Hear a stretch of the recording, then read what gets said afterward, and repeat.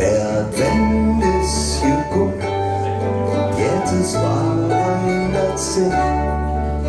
Doch wegen so ja, der frechste ganz brav, denn der Christkind ist noch.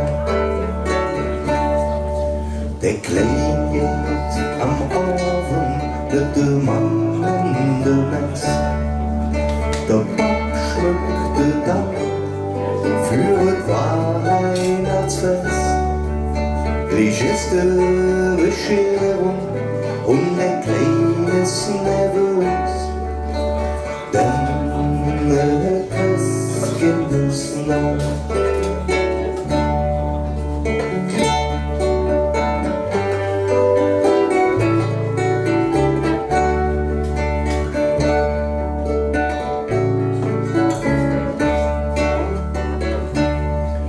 Mit staunenden Augen steht der Klein für den Baum.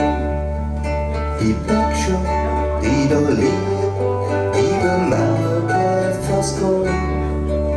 Hört all die Lieder und doch ist es still, denn der Christkind ist nah.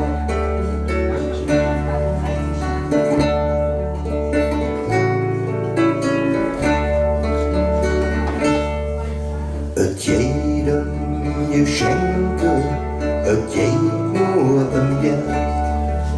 Das ist nicht der Sinn vom schönsten Fest auf der Welt.